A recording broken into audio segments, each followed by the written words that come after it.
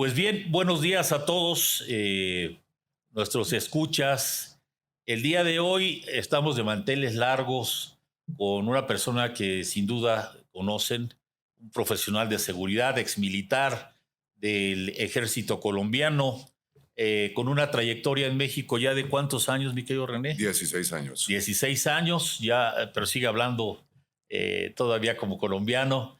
Eh, el día de hoy, pues vamos en esta sección, a conocer un poquito más de él, de dónde viene, qué es lo que ha hecho y actualmente qué es lo que está haciendo. Entonces, pues mi querido René, bienvenido, muchas gracias, mi querido capitán René Castillo, Charry. Charry, no Cherry. Charry, ¿cómo estás, mi querido René? Muy bien, mi querido Víctor. Gracias por la invitación. Oye, pues antes que nada agradeciéndote tu tiempo porque sé que eres una persona muy, muy ocupada, ahora más ya como empresario de este lado. Pero eres bienvenido, mi querido René. Y pues sin más preámbulo, ¿por qué no nos platicas dónde comienza la parte de seguridad? ¿Cuándo entras al ejército colombiano? ¿Alguna experiencia que nos puedas compartir? ¿Y cómo es que llegas a México y de ahí continuarnos? Claro, Víctor. Bienvenido nuevamente. Gracias, mil gracias. Mi vida en el mundo de la seguridad yo creo que empieza desde mi abuelo. Yo soy tercera generación de militar. Mi abuelo tiene que llegar a Panamá con una unidad que se destacó antes de la separación de Panamá con Colombia. Cierto que Panamá era Panamá era un estado, correcto, Exacto. hasta 1904. Ok. Entonces, mi abuelo es destacado allá, eh, conoce una mujer maravillosa, se casa, tiene 6 hijos en Panamá, después regresa a Colombia, vuelve a ir y ha tenido una vida. Mi papá es panameño y mi papá, siendo yo muy niño, entra a la Embajada de los Estados Unidos a servicios diplomáticos del Ok. Departamento de Estado. Entonces a mi casa iban a desayunar todos los de las 3 letras, DEA, CIA, FBI, y todos tenían sus cargos, agregado cultural, agregado jurídico, y cada vez que uno oía agregado, ya sabía uno que era de alguna de esas 3 letras. Entonces entro yo a un mundo pues, desde muy pequeño, donde tenía que conocer a estos personajes, lo que hacían en la embajada, ver todos los despliegues, las visitas de los presidentes de Estados Unidos a Colombia. En fin, y en el año 82 voy a prestar mi servicio militar. El servicio militar en Colombia es obligatorio. Ahí lo mismo que acá, balota negra, balota blanca. Yo, sin embargo, dije, no voy a sacar balota, yo me voy voluntario. Ok. Y estando prestando el servicio militar, preguntaron que quién hablaba inglés. Yo toda mi vida estudié en colegio bilingüe. Mi casa también se habló inglés toda la vida. Y levanté la mano. Y a los 2 meses ya estaba yo embarcado en un avión al Medio Oriente, en el Sinaí. Ok.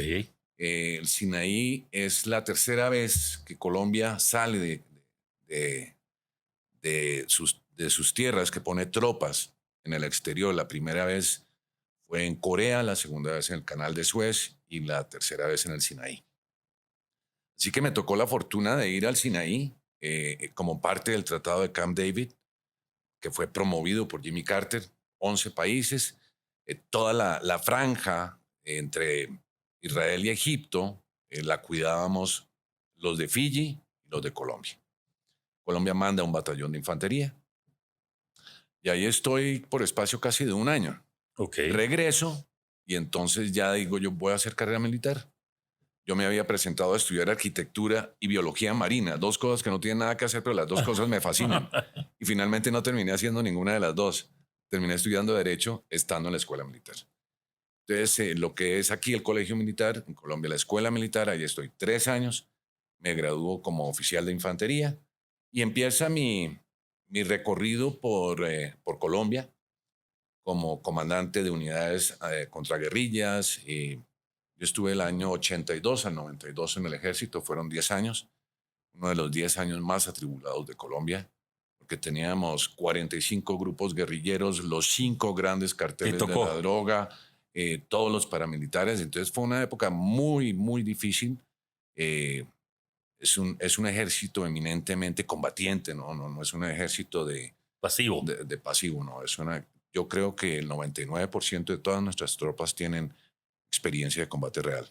por más de 50 años, más de 60 años. Y así estoy en el ejército durante 10 años, me retiro, ya un poco cansado. De verdad, 10 años combatiendo es bastante. ¿Qué áreas estuviste? ¿Tuviste en Mira, estuve enfrentamientos? en el norte de Colombia, casi todo el tiempo en la frontera entre Colombia y Panamá. ¿Santander es lo que le llaman? No, eso es hacia el lado del este. Eso dije. Sí. No, estuve en todo lo que era Chocó, el apartado. Eso es una zona selvática que hay entre eh, Colombia y Panamá, donde acaban de capturar a uno de los. Al Pablo Escobar actual, que lo capturaron la semana pasada, fue en esa zona. Después estuve en La Guajira, que ya es hacia el lado de Venezuela, completamente desierto. Después estuve en el Catatumbo también, que hoy en día es la zona del país donde más cultivos de coca hay. Ok. Entonces, siempre fue en selva, el 70% del país es selva o cordillera. Entonces, son de verdad unas buenas caminadas y fueron 10 años, 10 años en la lucha por la constitución, por la democracia, defender a un país que ha sido muy golpeado por la guerrilla, sobre todo ¿Qué por el presidente narcotráfico. tenían en aquel momento? Mira, yo cuando entro al ejército estaba Turbay, después estuvo Belisario Betancur, estuvo Álvaro Uribe. Sí, pero a mí me tocó principalmente con Belisario Betancur y creo que con López, pero sí, esos fueron los 10 años ahí haciendo curso ecológico, conociendo la selva, un país que yo no conocía. Yo nací, me crié en Bogotá, en pavimento toda mi vida. Yo vine a conocer un árbol de naranjas a los 18. Citadino, Cachaco. Claro, yo vine a conocer un árbol de naranjas a los 18 años. Sí. Y bueno, y así, y me retiro del ejército y me llama un compañero que estaba manejando un caso de secuestro de una señora en Cali. Ok. La habían secuestrado, entonces querían que los apoyáramos en todas las estrategias. Y el tema del secuestro lo aprendo yo de mi papá. Ok. Mi papá le enseñó, por ejemplo, a los grandes negociadores hoy en día, a Country Risk y todos ellos, a Kroll, a manejar secuestros. Porque mi papá era uno de los pocos negociadores que había en Colombia cuando estaba en la embajada. Ya mi papá sale de la embajada, pone su oficina con un tío mío que había sido delegado del FBI y llega Country Risk y todas estas compañías a montar su oficina en Colombia y aprenden de la mano de mi papá ellos. Ok. ¿Cuál es el nombre de tu papá? René Castillo también. Igual. Igual, Ok. sí, me tocó, sí, Ok. no. Y, y entonces me llama este compañero mío, manejamos un secuestro, era una mujer que pesaba unos 80 kilos y después de un año de negociaciones, de hacer inteligencia de campo, eh, nos la entregan, la logramos recibir, la sacamos en camilla, pesaba 35 kilos, Wow. después de un año en cautiverio. Ya terminando ese trabajo, mi papá me llama, me dice, oye, ¿por qué no se viene a trabajar conmigo? Y le dije, bueno, perfecto. Me dijo, yo me había divorciado y me dice, véngase a vivir a la casa también. Le dije, bueno, papá, buenísimo, me voy a ahorrar Lo de lo la de la renta. renta. Sí, lo de la renta. Y duré un año trabajando con mi papá, fue un año tenso. Mi papá es una persona muy difícil. Y entonces en la casa era mi jefe y en la oficina era mi papá. Wow. Y al año llega un cubano a la oficina de mi papá buscando un director de seguridad para una multinacional que estaba abriendo operaciones en Colombia, Nortel Networks. Este cubano se llama Anselmo Aliegro. Y, y era la compañía que iba a poner toda la telefonía celular en Colombia. Esto es en el año 94, 93, 94. Empezar de ceros, de todo el programa de seguridad, no había mano de obra calificada, entonces muchos jubilados de Bell South y de AT&T canadienses eran la mano de obra técnica en Colombia. Entonces imagínate en un país como el nuestro, con esos índices de inseguridad y de secuestro a extranjeros y traer 70 familias canadienses para ponerlos en la mitad de la nada, entre guerrilla, a poner torres, a poner celdas. Fue prácticamente una operación militar durante 3 años en Colombia, que fue lo que duré montando todo el programa. Gracias a Dios, ningún incidente, muchos sustos, pero pues todos los días nos levantábamos con el Jesús en la boca, a ver qué canadienses iban a llevar ese día. Gran experiencia y un gran riesgo Claro, tenerlos, y ¿no? unos costos de seguridad altísimos, teníamos que moverlos en helicóptero a los cerros, bueno, en fin, pero hay muchas historias que contar detrás de eso. Y estando con mi papá, cuando llega el cubano, le dice a mi papá, oiga, necesito un director de seguridad. Mi papá me señala y me dice, ahí se lo tengo. Pero yo eso sí, yo le pago $3,000. Mentiras, mi papá me pagaba como $500 mensuales. Y entonces, a los 8 días llega el canadiense y me hace una oferta de 3,500, o perdón, el cubano me hace una oferta de 3,500, $4,000. Por supuesto, la tomo. Dices, ok, vámonos. Claro. Y estuve con ellos 3 años en Colombia y con responsabilidad en todo el área andina.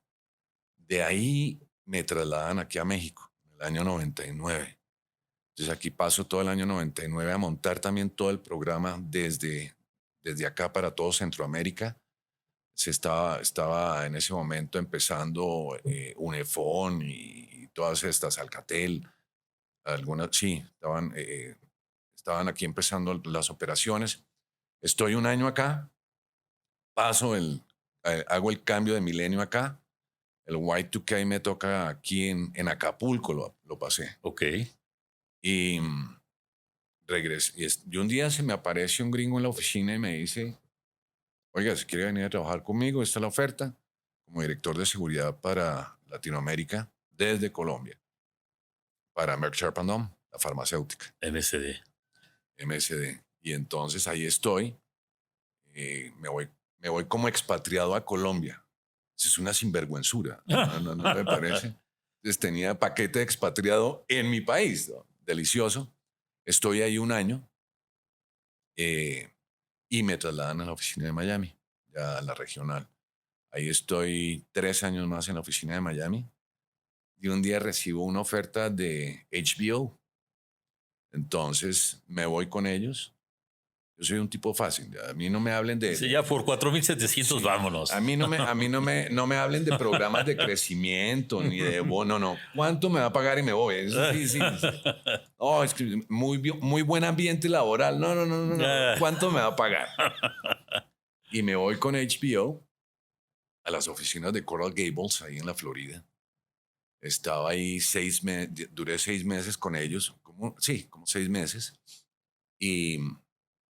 Y un día me llama un Executive Search, se llaman hoy en día. Antes se llamaban Headhunters, ahora se llaman Executive Search. Si hay una posición, hay una oferta para un banco en México. ¿Y cuánto paga? Digo, no, metámonos al proceso, hago el proceso dura aproximadamente un año. Ok. Muchos candidatos ya llevaban otro año buscando candidatos, no daban por ningún lado. Y tomaron tan mala decisión en el banco que me contrataron a mí. Entonces cambio Coral Gables por el DF. Ok. Me vengo para acá. Eso fue el 4 de julio del 2005. Ok. Acabo de cumplir 16 años aquí en México. Y me traen como director de investigaciones y fraudes para todo México y Latinoamérica. Y ahí estoy casi por 10 años. ¿En dónde? En Citibank. Ok. En el banco. De acuerdo. Sí, acaba de suceder la compra. Ahí es donde nos conocimos. Ay, nos no, conocimos antes. Nos conocimos antes cuando yo estaba con Nortel Networks. Tú estabas con Vance International. Sí. Y los contratamos para dictar un curso de contraobservación.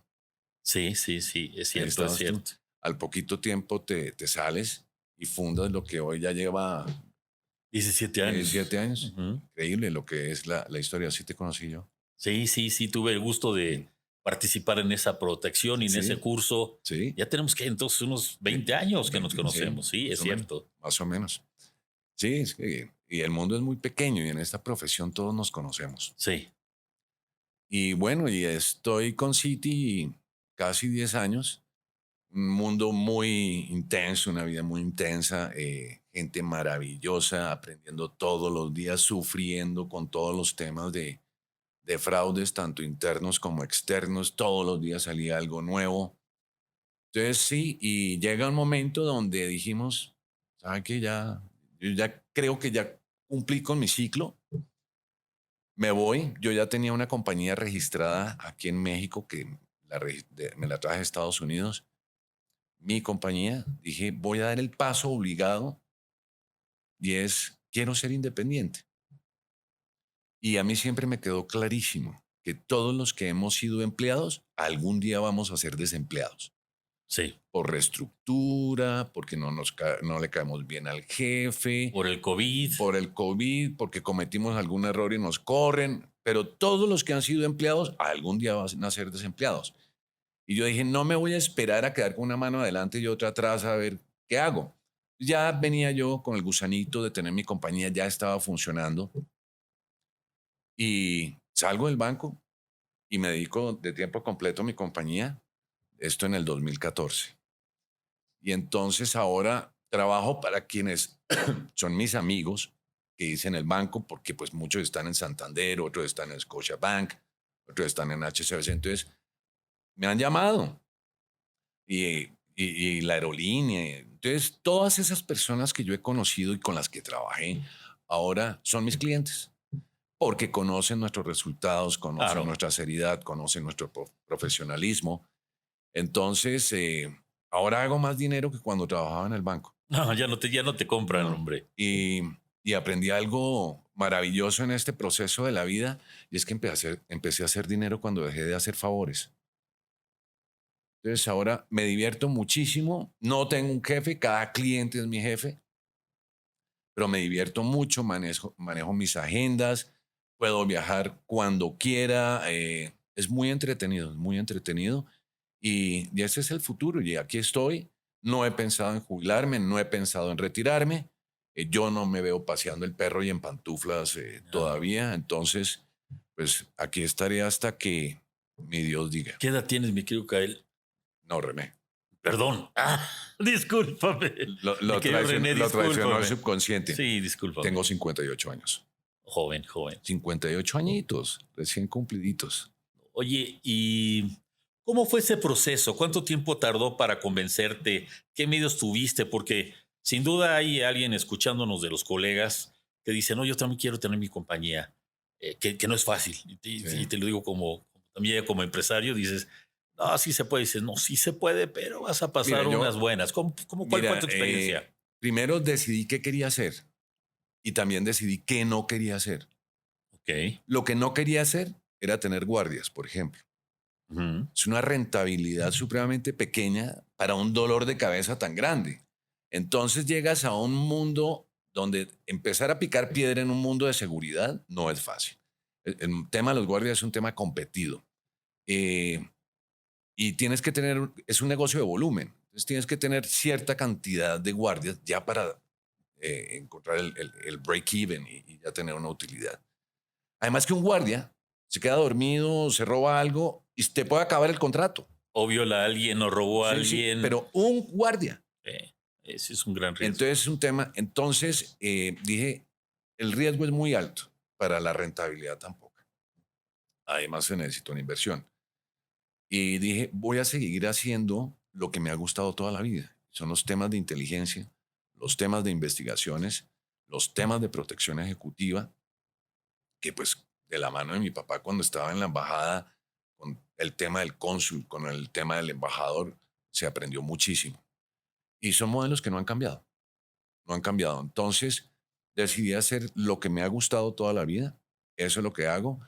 Y pues desafortunadamente dependemos de la parte triste del ser humano, y es cuando el ser humano se vuelve deshonesto. Y eso es de todos los días. En todas las empresas hay empleados deshonestos. A todas las empresas le han robado dinero. Y la que me diga que no le han robado es porque todavía no lo han descubierto. Sí, Pero es cuestión de sí, tiempo. sí, sí. Entonces desarrollamos procesos de investigaciones muy interesantes para aseguradoras, para bancos, para aerolínea, para despachos importantes. Ahora estamos apoyando ONGs también. Y, y bueno, entonces tenemos una gama de servicios muy amplia. Tenemos una página web, es www.lincesr.com. Ahí encuentran todo lo que hacemos. Hay otras cosas que hacemos que no podemos poner en la página web, pero también las hacemos. no cruzamos la línea de la ética, la doblamos un poco Ok. a veces, porque en nuestro medio luchar contra esta delincuencia, contra este enemigo, está uno siempre en desventaja. Los delincuentes no tienen áreas de compliance, no tienen Mm. limitaciones presupuestales, no tienen línea de ética. Entonces, a veces uno tiene que ser muy creativo para poder estar a la vanguardia. No, pues qué temas tan interesantes. A mí se me gustaría que nos platicaras un poquito más. Tenemos que ir a un pequeño corte por un patrocinador Okay. y regresamos. Estamos con el capitán René Castillo, director general del INSE, ex militar, un gran colega, un gran profesional. Regresamos en breve con ustedes.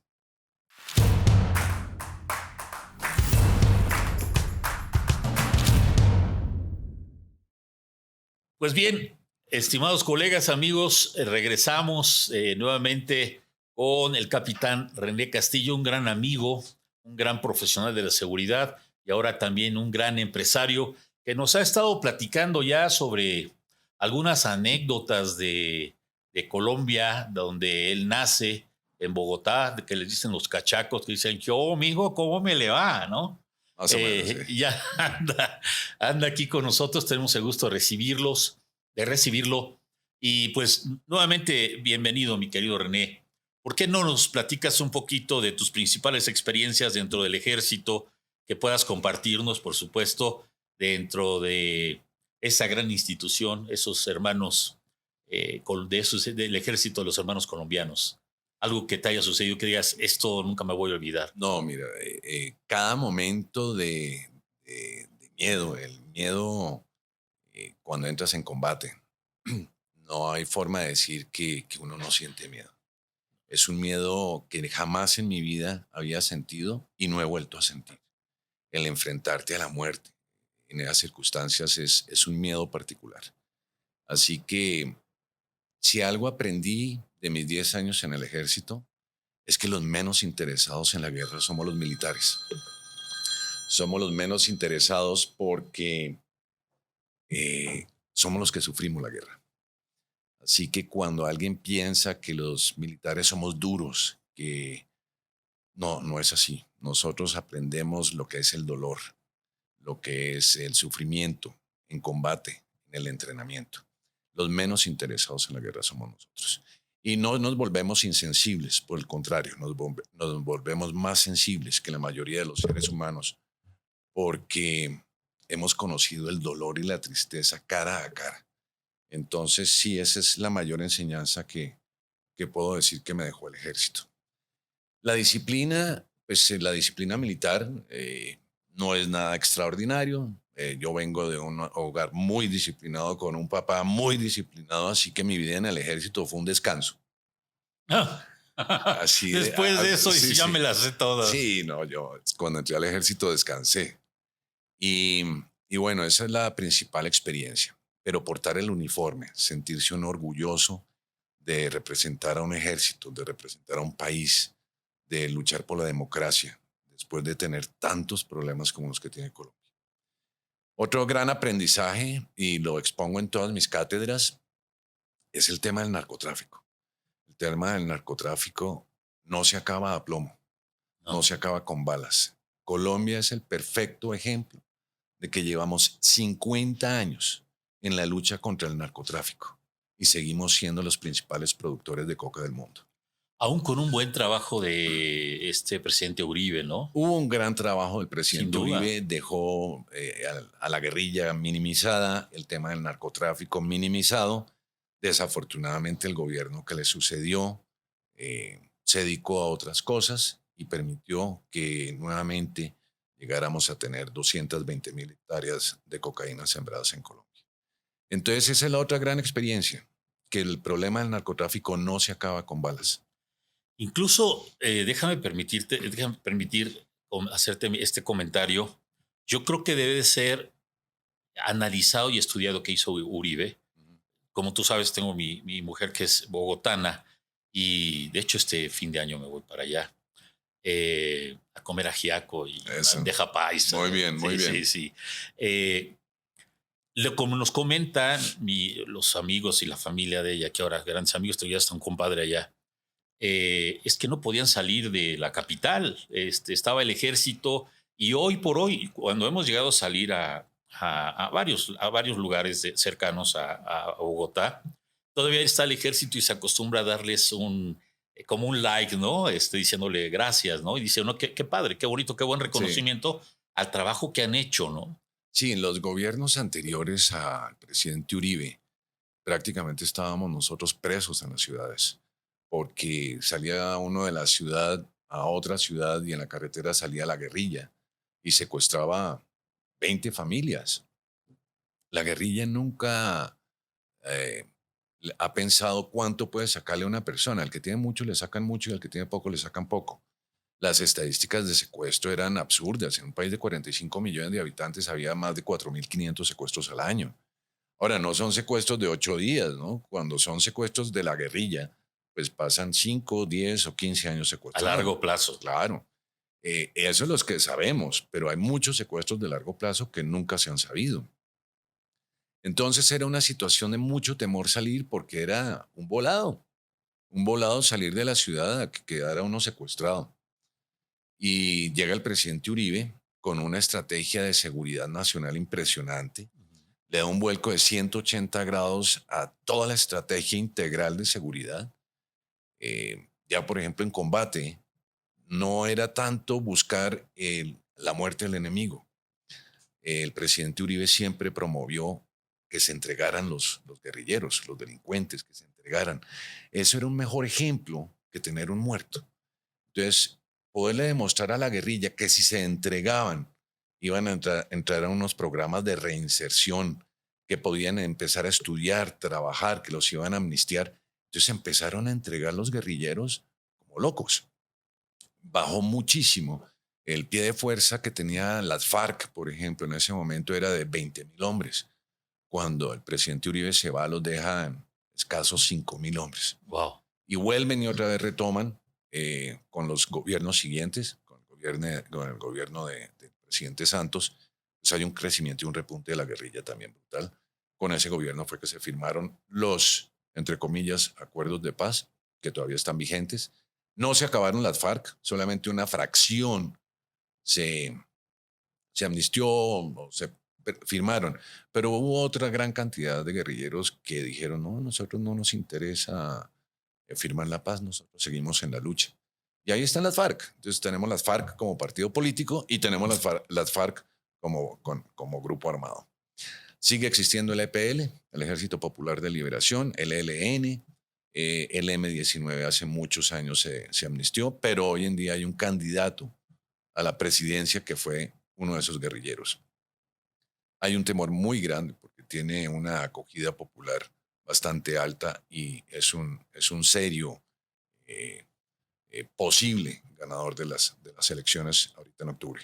Y fíjate que ese es un tema que México debe de tomar con lupa, porque a final de cuentas, eh, estos grupos comienzan como autodefensas, lo que está sucediendo en México, ¿estamos de acuerdo? Eh, En el caso de Colombia, no. En el caso de Colombia, las guerrillas se forman en los años 60 en un expansionismo del comunismo por parte de Rusia.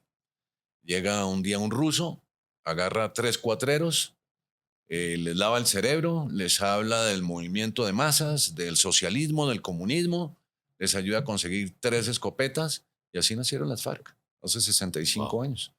Eh, nacieron de la mano de Rusia. Eh, Cuando ya empiezan a hacer un movimiento ya más vistoso, empiezan a tener apoyo de Cuba y de Albania. Entonces, todos los grupos guerrilleros que hay en Latinoamérica fueron subsidiados por Rusia, Cuba y Albania. Wow, hasta dónde pueda llegar esta parte. Y yo recuerdo que había grandes problemas por la parte política de este guerrillero o exguerrillero.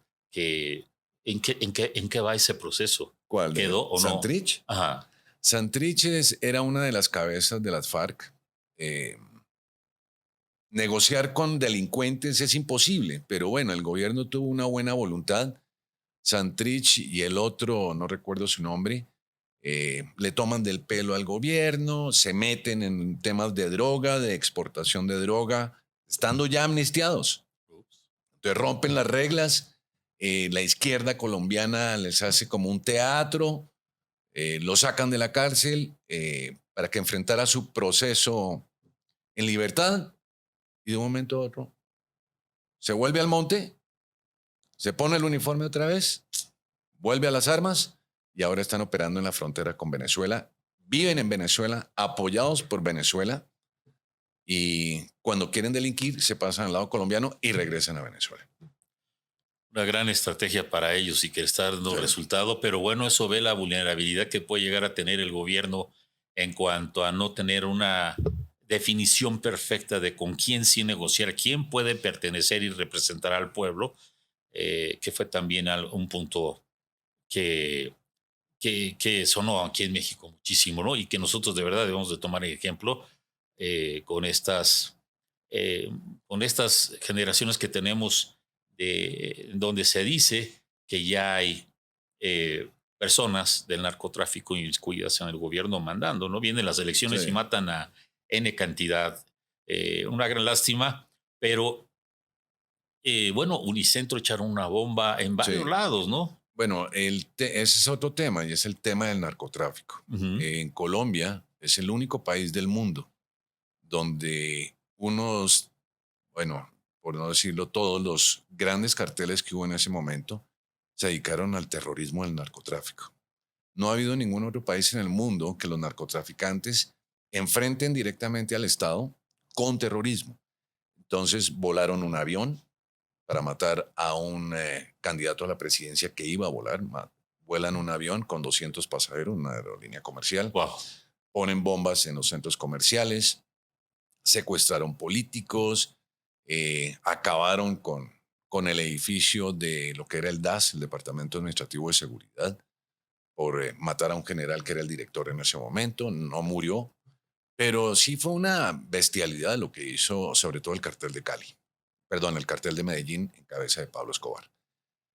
Y volviendo al tema del narcotráfico, pues se han matado narcotraficantes, se han extraditado. Y yo siempre he dicho que cada cartel de la droga era como una gran multinacional. Después de acabar con esas cabezas, después de meterlos a la cárcel, después de extraditarlos, ya no tenemos esas multinacionales, pero por cada cartel de la droga. Ya tenemos 200 pymes por cada cartel de la droga, porque la droga siempre va a existir desde que haya un consumidor y los carteles se van a atomizar. Han aprendido de los errores de sus antecesores, pero ahí siguen los grandes carteles y en este proceso de la historia colombiana, la guerrilla entra en el negocio del narcotráfico y por eso ya se convirtieron en narcoguerrilleros. A raíz de la disolución de la Unión Soviética, la caída del muro de Berlín, Cuba ya no tenía cómo subsidiar sola a los grupos guerrilleros.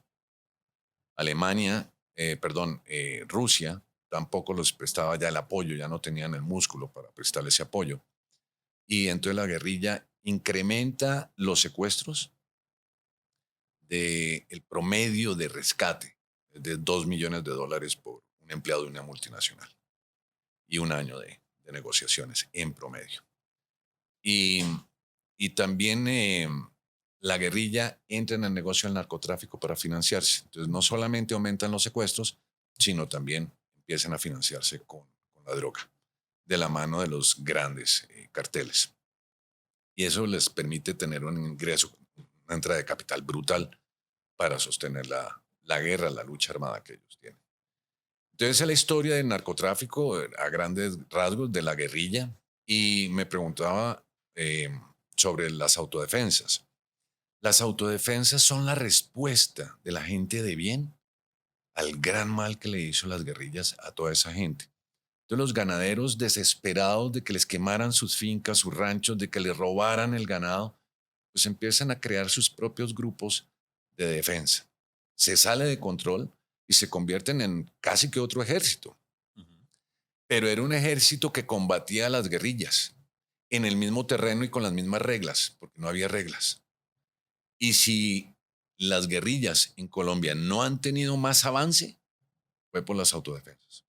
Autodefensas que acabó el presidente Uribe también, las controló, mandó a las cabezas extraditadas, por más de que digan que el presidente Uribe es paramilitar o fundador del... Y están tan equivocados que no se acuerdan de que él fue el que acabó las autodefensas. Habrá algunos reductos todavía de autodefensas, pero la lucha sigue, la guerra sigue. Seguimos teniendo unas FARC cada vez más violentas, más malas. El ELN, que el gobierno no ha decidido sentarse con ellos, sigue muy activo también, el Ejército de Liberación Nacional. Antes de ayer volaron un camión del ejército, emboscadas, vuelan los oleoductos. Y llevamos 60 años en esta lucha. Pues esperemos que eso termine pronto, que haya otro presidente con una buena estrategia, porque hay algo que no va a acabar. Está como México. Nosotros somos puente, independientemente también de que somos gomeros, tenemos la marihuana. Somos puente y eso no lo va a evitar nadie. ¿Qué opinas? Porque fíjate que analizando, estudiando, leyendo un poco, la estrategia de Estados Unidos. Vámonos un poquito a la historia. Estados Unidos pues tiene a los de las tres letras, yo te iba a decir cinco letras, perdón. Los de las tres letras, CIA, FBI, bueno, todos. Pero todo pasa con ellos, o sea, pasa la frontera y de la frontera llega hasta Canadá todas las drogas que vienen. Entonces, yo no veo, por ejemplo, la estrategia que sacó el presidente Calderón de la guerra contra el narcotráfico que nos dejó, en teoría, 150,000 muertes que siguen habiendo, eh, encontrando pozas con cadáveres. La estrategia que dan aquí es la guerra, y la guerra en un monstruo de 100 cabezas o de 1000 cabezas, como tú lo dijiste, ¿no? En México tradicionalmente teníamos 7 cárteles y no había muertes. Sí pasaba la droga, que no se quedaba tanto aquí. De repente, Estados Unidos cierra un poco su frontera y empieza a quedarse un poco la droga y a consumirse, pero no deja de pasar por cielo, mar y tierra. Sí. Y en Estados Unidos no hay quien detenga, a pesar de que por sus carreteras, aeropuertos y también por mar les está llegando. Ellos deciden, algunos estados, que tengo entendido que a día de hoy son 6 estados, el decir, ¿sabes qué? Nuestro problema, uno de ellos es la marihuana. ¿Sabes qué? Pues vamos a legalizarla, y eso va a mermar, sin duda, la lucha que se tenga que hacer, porque ya no es de alto, ya no hay tanta demanda de tal. Lo vamos a nosotros a controlar, que se beneficie un sector sin duda, y lo siguen haciendo, ¿no? Y continúan a ver otros estados ya analizando cuál es la estrategia para evitar esto. Allá no muere nadie, aquí mueren miles, y esto genera desde Colombia, vamos, Perú, hacia arriba, sigue generando secuestros, aquí en México derechos de piso, robo de vehículos, asesinatos y muertes, ¿no? Que dicen, es entre cárteles, dice, oye, pero no solucionas nada con eso, con señalar. ¿Qué opinas? ¿Cuál ha sido la estrategia más inteligente en donde no muera nada, sigue pasando, aún con todas con todo respeto, sus instituciones dedicadas como es la DEA, como es la gente que se dedica a ICE y todo ello, ¿no? Que va por ahí también. ¿Qué piensas? ¿Cuál ha sido más Mira, inteligente? ¿Qué es lo que debe de hacer? hay varios aspectos ahí, Víctor. El primero es que el enfoque del problema de las drogas en Estados Unidos es diferente al resto del mundo. El problema de las drogas en Estados Unidos se le da un enfoque de problema de salud, Ujú. mientras que fuera de las fronteras de Estados Unidos es un problema de guerra. Entonces son dos visiones completamente diferentes. Y eso hace que pues, Estados Unidos participe en una forma muy directa en la violencia que tenemos en nuestros países motivado por la droga. Siempre lo he dicho y ya te lo había dicho en esta conversación, el problema de las drogas se soluciona legalizándolas. Ejemplo claro, yo me acuerdo cuando el año pasado o antepasado, ya no recuerdo bien, se legaliza la marihuana en California. Ujú. Empezaron en un pueblito en la mitad de la nada, donde tenían pésimas escuelas, un pésimo servicio de salud. En el primer trimestre recopilaron o recogieron 28 mil millones de dólares en impuestos. Hoy en día tienen uno de los mejores sistemas de salud, tienen una de las mejores policías de todos los Estados Unidos, tienen una de las mejores escuelas de todos los Estados Unidos. Y eso no quiere decir que haya habido más marihuaneros. El marihuanero va a fumar marihuana haya o no haya. Claro. Sea costosa o no sea costosa. Y es el mismo ejemplo que yo le digo a la gente que es lo que pasó con el alcohol en Estados Unidos. Cuando se legaliza el alcohol en Estados Unidos, no se acabaron los borrachitos, pero sí se acabaron los alcapones. Sí, así es. Entonces, es el mismo concepto. Legalicemos la coca también. Eso va a acabar muchos problemas, vamos a dejar de matarnos y el que está consumiendo va a consumir. Yo estoy seguro que tú no consumes coca y el día que la legalicen tampoco lo vas a hacer. Solo líquida. Ok, claro. Y en el caso mío también, en el caso de mi hijo también, el hecho de que la legalicen no quiere decir que vamos a volvernos ahora todos adictos a la cocaína. Y de todos los males, pues el menos peor es la marihuana. Digamos que es algo lúdico, que es filosófica la marihuana. Puedes decirle lo que quieras, romántica, artística, pero no conozco al primero que se haya muerto de una sobredosis de marihuana. No, y bueno, tú sabes que ya permiten tener hasta La dosis mínima. Así sí. es, ¿no? Mira, y eso no quiere decir que en mi casa vaya a haber marihuana. No, No me digas que no. no. Son temas además son temas que vienen de casa. Sí, así es. La educación viene de casa. No le dejemos al Estado una responsabilidad que le corresponde a las Así familias. es. El Sí, día así que mi es. papá me hubiera visto a mí con un porro, con un churro de marihuana, bueno, no te quiero contar qué me hubiera pasado. Era un tema de educación, De principios. de principios, como lo es todo. Ujú. Entonces, el tema del narcotráfico, acabémoslo, pero no a plomo. Está más que comprobado que con la violencia no se acaba el narcotráfico. Colombia es el perfecto ejemplo. Sí, sí lo es.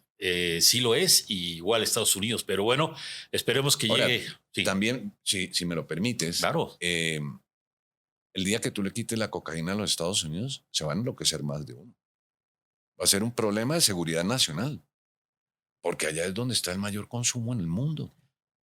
El número 1 en consumo, sí. LSD, crack, todo. El todo, LSD todo. ya no tanto, pero sí sobre todo la cocaína.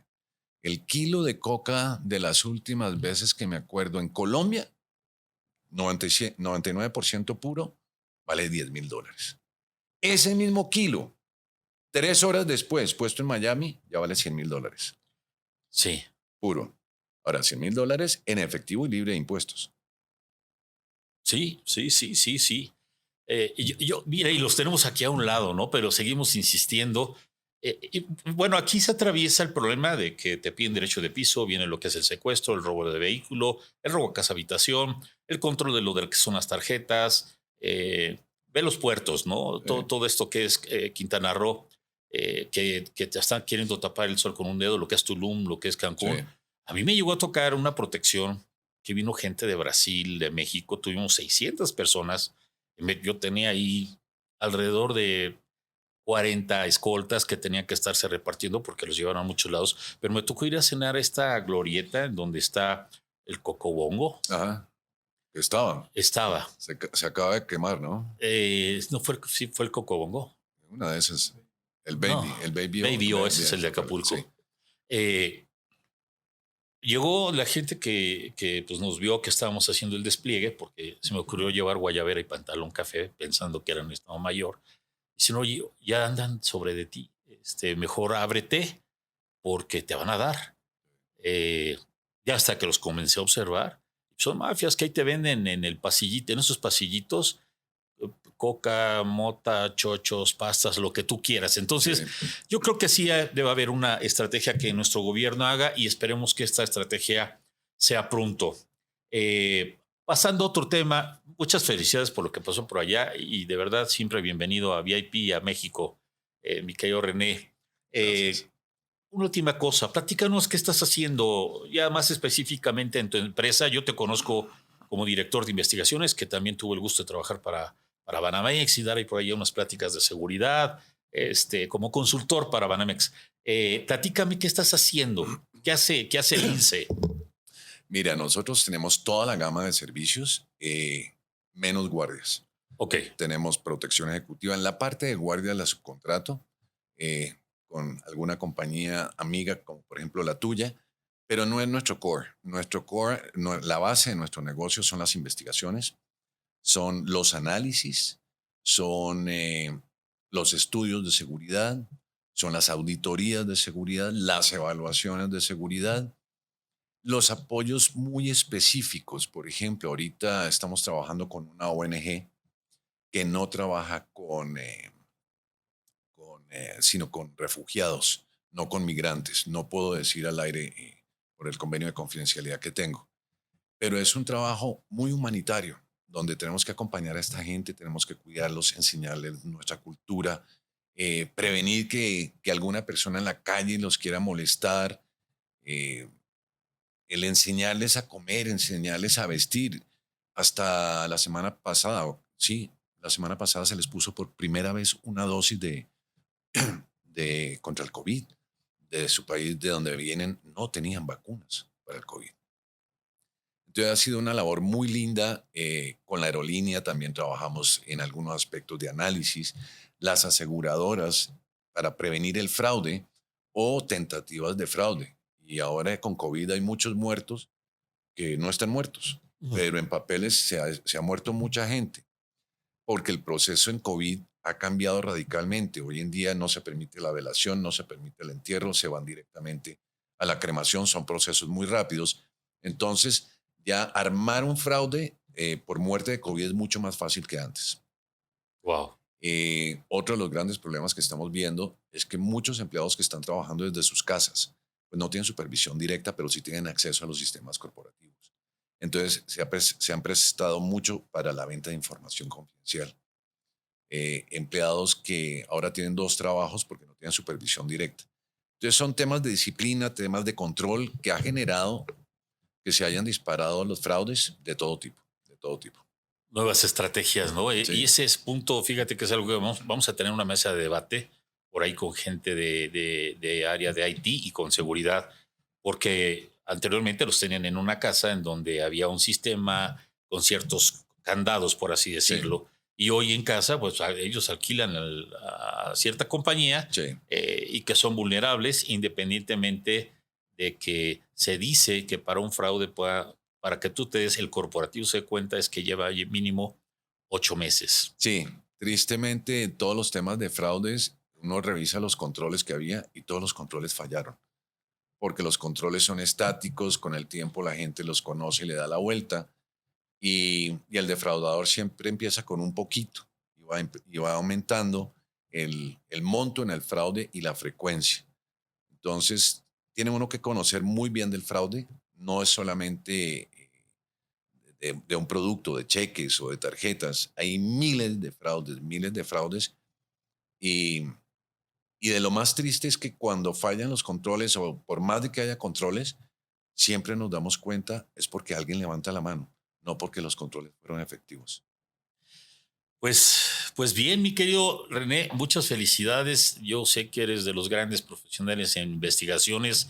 Para aquellos que quieran contactarte, ¿por qué no nos das tu página, tu número telefónico? Claro. ¿A dónde te pueden localizar? Mira, Víctor, tenemos nuestra página que es lincesr.com. Ahí está todo lo que hacemos, como ya te había contado. También hay una liga para mandarnos algún mensaje, alguna necesidad que tengan. Lo que no esté ahí no es que no lo hagamos, es que son tantas las cosas que hacemos que no nos cabría en una página web. Mi teléfono es el 55 48 22 52 29. Así te lo sabes. Sí, claro. 55 48 22 52 29. Con toda la confianza me pueden llamar. Soy de las pocas personas que contesta las 24 horas del día. Solamente no contesto cuando estoy en un avión o cuando estoy buceando.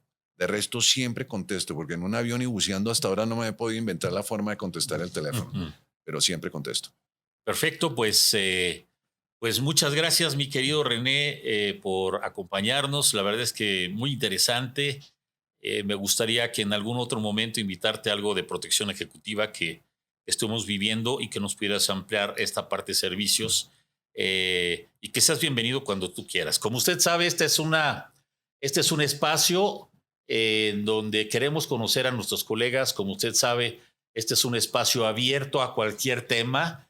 Hay veces que solo los vemos y decimos, ¿y este de dónde viene? ¿No? Dicen, oye, pues viene de tal y está haciendo tal y ahora se dedica a tal. Estamos como al día de hoy trayendo a líderes en el mercado de la seguridad privada y que pronto sin duda estarás recibiendo una llamada para que nos puedas por aquí acompañar. Pues nuevamente Víctor, muchas gracias, mil gracias René, por tu invitación. y gracias a todos ustedes que todos los días nos hacen el favor de escuchar. Recuerden que lunes y miércoles es de entrevistas. Gracias, buen día.